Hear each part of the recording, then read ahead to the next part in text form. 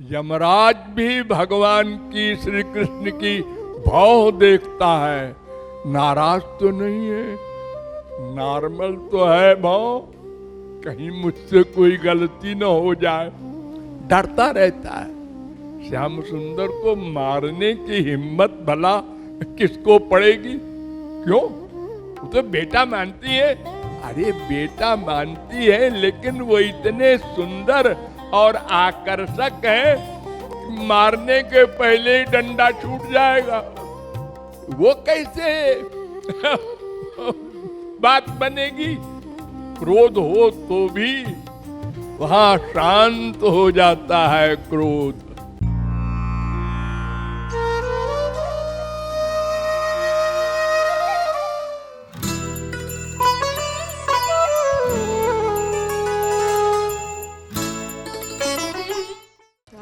देखिए, इस पद में लेखक ने विरोधाभास रखा है।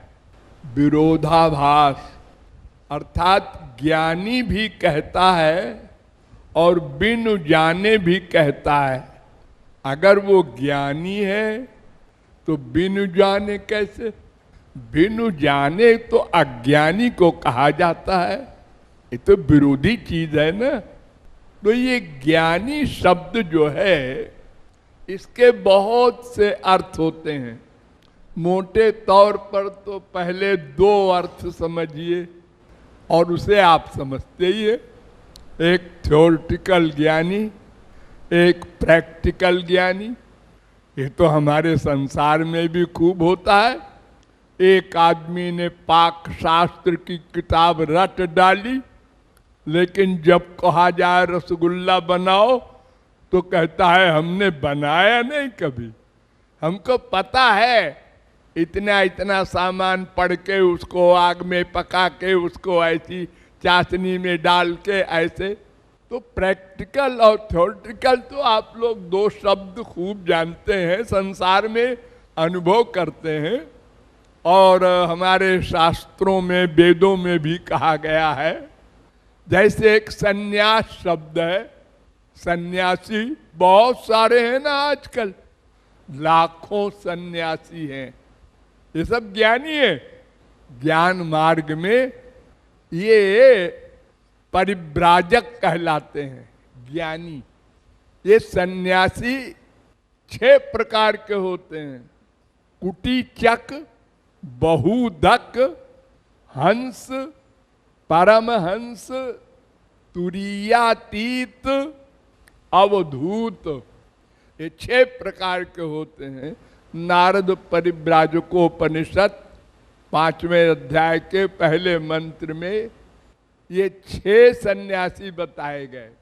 सन्यासी माने त्यागी, त्यागी माने ब्रह्मचारी है और त्यागी बन गया, गृहस्थी है त्यागी बन गया, वानप्रस्थी है और त्यागी बन गया। एक तो क्रम से होते हैं सन्यासी, पहले ब्रह्मचर्य, फिर गृहस्थ, फिर वानप्रस्थ, फिर सन्यास। पर आजकल ऐसा नहीं है। और वेद भी कहता है कि यदा हरेव विरजेत तदा हरेव प्रव्रजेत। नारद परिव्राजकोपनिषद 377, याज्ञवल्क्योपनिषद पहला मंत्र, जावालोपनिषद 4थे अध्याय का पहला मंत्र। ये मंत्र कह रहा है जिस दिन आपको वैराग्य हो संसार से, यदा हरेव विरजेत, बस तदा हरेव प्रव्रजेत, उसी दिन सन्यास ले लो। देखो, गौरांग महाप्रभु ने युवावस्था में सन्यास लिया। सुखदेव परमहंस तो पैदा होते ही सन्यासी हो गए थे। इसमें आयु की सीमा नहीं है। लेकिन विरजेत, वेद कह रहा है पूर्ण वैराग्य होना चाहिए। सन्यासोपनिषद में भी कहा गया साधन चतुष्टय संपन्न एव संन्यस्तुमर्हति। 4 साधनों से संपन्न होने के बाद ही सन्यास लेना चाहिए, चाहे ब्रह्मचारी हो, चाहे गृहस्थी, चाहे वानप्रस्थी। लेकिन बिना वैराग्य के ही सन्यास हो रहा है लाखों। तो ऐसे लोगों के लिए वेद कहता है सरागो नरकम याति। नारद परिव्राजकोपनिषद 3:13। जो संसार में आसक्त है, संसारी सुख को स्वीकार करता है, अटैचमेंट है, वो अगर सन्यास लेगा तो नरक जाना पड़ेगा। तुमने वेद के आदेश के खिलाफ सन्यास लिया। और रौरवम नरकम भुक्त्वा तिर्यक योनिषो जायते, वेद कह रहा है। नारद परिव्राजकोपनिषद 3:29। नरक रौरव नरक होता है एक, उसको भोगने के बाद फिर तिर्यक योनि में डाल दिया जाएगा, कुत्ता, बिल्ली, गधा, पक्षी। इसलिए सन्यास लेने के पहले पूर्ण निर्विण्ण होना चाहिए, ये ज्ञान मार्ग कहता है। लेकिन नहीं मानते लोग। शब्द ब्रह्मणि निष्णातो न निष्णायात परे यदि श्रमस्तस्य श्रम फलो यदेनुमिव रक्षतः। भागवत 11:11-18। वेद तो यहां तक कहता है, मुक्तिकोपनिषद अधीत चतुरो वेदान सर्वशास्त्राण्यनेकशः ब्रह्म तत्वम न जानाति दर्वी पाक रसम यथा। 2:65। ये वेद मंत्र कह रहा है कि जैसे करछी होती है, करछी, कलछुल जिसे आप कहते हैं, स्त्रियां खाना बनाने में प्रयोग करती हैं। गरम गरम दाल, गरम गरम हलवा, गरम गरम चावल में उसको डाल डाल के तरकारी में अपना काम चलाती है। तो वेद कह रहा है जैसे करछी हलवा वगैरह में, बड़े बड़े मिष्टान्न में जाता है, चढ़ाता है, लेकिन वो क्या है मिष्टान्न वगैरह, उसे बिचारी को क्या मालूम। अरे देखो, हलवाई जब बनाता है जलेबी, गुलाब जामुन, तो वो चीनी डाल करके गर्म पानी में, और उसको ये 1 तार, 2 तार, 3 तार, तार होते हैं उनके अपने, वो चलाता रहता है करछी। लेकिन करछी को क्या मतलब है, उसको तो कोई स्वाद नहीं, वो तो जड़ वस्तु है। ऐसे ही कोई अनधिकारी सन्यासी बन जाए तो उसको कुछ मिलना नहीं है, हानि हानि है। तो ऐसे जो ज्ञानी केवल अध्ययन कर ले या अध्ययन भी न करे, ऐसे भी सन्यासी है। अंगूठा छाप लो और नीचे आ गए। आजकल गुरु लोग तो कहते हैं जितने हो जाए चेले अच्छा है। कई कई लाख चेले माइक से चेला बना लेते हैं। इतने लोग बैठे हैं, एक एक के कान कौन फूंके। हाँ सुनिए आप लोग, नमो भगवते वासुदेवाय सब बोलो, मन में हो गए सब चेले जा। ये हो रहा है हमारे देश में।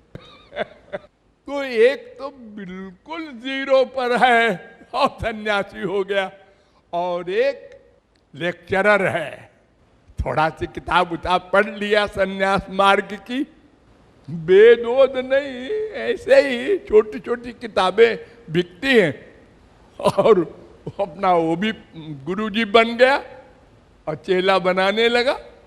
और कुछ इने गिने वेदांत के शांकर भाष्य वगैरह के विद्वान हैं, वो भी थ्योरेटिकल। तो ऐसे ज्ञानी जो हैं वो तो बिन जाने है ही है, क्योंकि उन्होंने ब्रह्म को नहीं जाना, शब्द को जाना है। किताब के, पुस्तक के, ग्रंथ के जो शब्द हैं उनका ज्ञान प्राप्त किया है, ब्रह्म का ज्ञान नहीं प्राप्त किया, प्रैक्टिकल नहीं है। अब इसके आगे चलिए। इसके आगे एक होता है प्रैक्टिकल ज्ञानी सचमुच का, वो सातों भूमिकाओं को क्रॉस करता है। अज्ञान, भ्रांति, आवरण, अपरोक्ष ज्ञान, परोक्ष ज्ञान, दुख निवृत्ति, तृप्ति, ये सातवीं भूमिका वहां तक पहुंचता है। सतयुग वगैरह में ऐसे ज्ञानी होते थे क्योंकि उसकी साधना बहुत कड़ी है। ये शरीर जो आजकल का है ये नहीं है उस योग्य, और मन तो और बिगड़ा हुआ है। मन पर कंट्रोल हो जाए तब ABCD शुरू होगा ज्ञान का। तो जो कोई मान लो करोड़ों में कोई हो गया, सातवीं भूमिका पर पहुंच गया, तो वो प्रैक्टिकल ज्ञानी तो है, किंतु आत्मज्ञानी हो सकता है। बस आत्मज्ञानी माने ये जीवात्मा, अपने को शरीर नहीं मानेगा, वो समाधि में भी जाएगा, वो संसार भुला देगा, आनंद मिलेगा। जैसे आप लोग गहरी नींद में सोते हैं, संसार भूल जाता है। यथा प्रियया स्त्रिया संपरिष्वक्तो नाबाह्यम किंचन वेद नान्तरम एवमेव प्राज्ञेनात्मना संपरिष्वक्तो न बाह्यम किंचन वेदनान्तरम। बृहदारण्यकोपनिषद 4:3-21। संसार का विस्मरण, अपना भी विस्मरण, सब भूल गया, यहां पहुंच गया हो। अहम भी नहीं, सब। लेकिन माया है और अभी प्रकृति और उसके नीचे एक महत तत्व होता है, ये दोनों बचे हैं। अभी वो माया के अंडर में है। माया को नहीं जीत सकता कोई ज्ञानी। क्यों? इसलिए कि उसकी जो भी साधना है वो माइक मन से है। किसी के पास दिव्य मैटर तो नहीं है, तो माइक मन की साधना से, माइक विषय से तो टेम्परेरी अलग हो गया। लेकिन कब तक? जब तक समाधि में है, और समाधि से बाहर आया, डेंजर। बड़े बड़े ज्ञानी, आत्मज्ञानी, जड़ भरत वगैरह का पतन हो गया। तो आत्मज्ञानी, प्रैक्टिकल ज्ञानी होते हुए भी बिनु जाने, उसको नहीं पता है कि सदा के लिए अज्ञान माया तब जाएगी जब मामेव ये प्रपद्यन्ते। 7:14। भगवान कहते हैं मैं जब चाहूंगा मेरी कृपा होगी, और भगवत कृपा के लिए श्री कृष्ण की भक्ति करनी पड़ेगी, उस ज्ञानी को भी, आत्मज्ञानी को भी।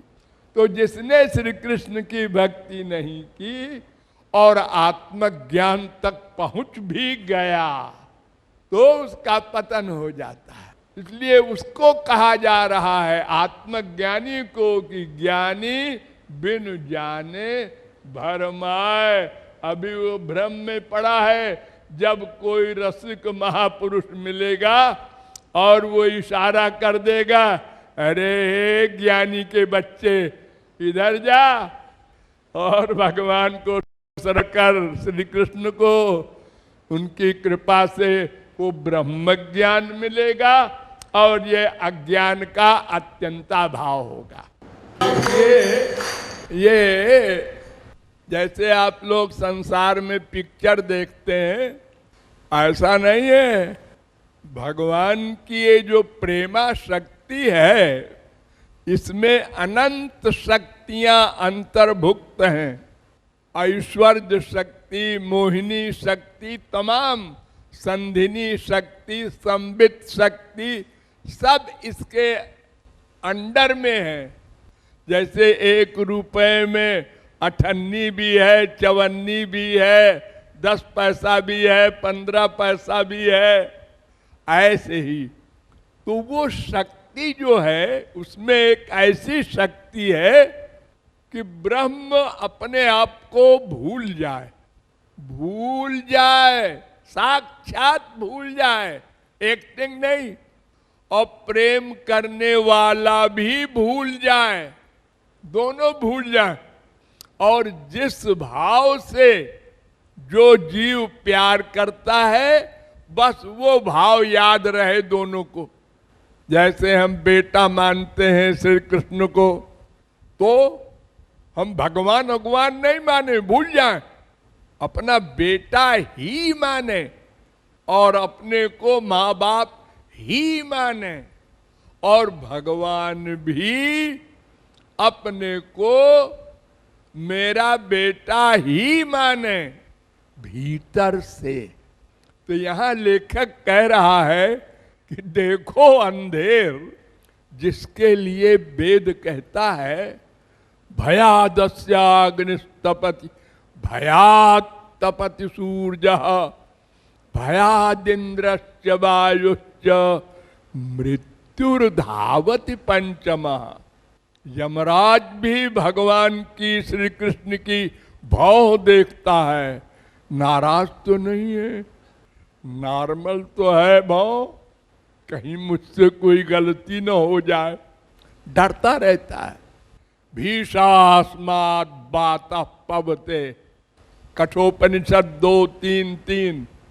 और ये तैत्तरीयोपनिषद का मंत्र है 2:8। और भागवत भी कहती है मद्भयात् बाति बातोयम, सूर्यस्तपति मद्भयात्, वर्षति इंद्रो दहत्यग्निर्, मृत्युश्चरति मद्भयात्। 3:25-42। ऐसा भगवान एक बुढ़िया से डर रहा और उसके हाथ में एटम बम नहीं है, पतली सी छड़ी है, पतली सी, बहुत पतली। संसारी माएं बच्चे को मारती हैं तो पहले बुद्धि लगाती हैं, काहे से मारे, हाथ से मारे, कहीं जोर से लग गई तो गड़बड़ हो जाएगा, तो पतला डंडा उससे मारे तो दर्द हो बस, और ज्यादा सीरियस मामला ना होने पाए, और बच्चा डर जाए तो वो गलती दोबारा न करे। तो उसको साठी कहते हैं, पतले से डंडे से। और वो भी मारे नहीं, डंडे को हाथ में लेके हिलावे, आज मैं तुझको अच्छी तरह बघार दूंगी, डरावे खाली। श्याम सुंदर को मारने की हिम्मत भला किसको पड़ेगी? क्यों? वो तो बेटा मानती है। अरे बेटा मानती है, लेकिन वो इतने सुंदर और आकर्षक है कि मारने के पहले ही डंडा छूट जाएगा। वो कैसे बात बनेगी? क्रोध हो तो भी वहां शांत हो जाता है क्रोध। तो ऐसे कालात्मा भगवान अपने आप को भूल गए और जीव भी भूल गया कि मैं भगवान का ये हाल कर रहा हूं, वरना तो डर जाती मैया। एक बार ऐसा हो चुका है मिट्टी की लीला में, अनंत कोटि ब्रह्मांड दिखाया, मैया कांपने लगी, डंडा हाथ से गिर गया, और ये क्या है, मेरा बेटा नहीं है, ये तो कोई भगवान कोई देवता होता है। तो भगवान ने फिर माया, मोहिनी माया का प्रयोग किया। तो माँ ने कहा, अरे मैं भी क्या बेवकूफ हूँ, बुढ़ापे में कुछ सठिया गई हूँ, ऐसा सोच रही हूँ ये तो मेरा बेटा है, भूल गई। तो दोनों भूलते हैं, तब वो ब्रज रस मिलता है। एक भी अगर न भूले तो ऐश्वर्य आ जाए, फिर तो जयती आरती शुरू हो जाए, कोई लीला ही नहीं बनेगी।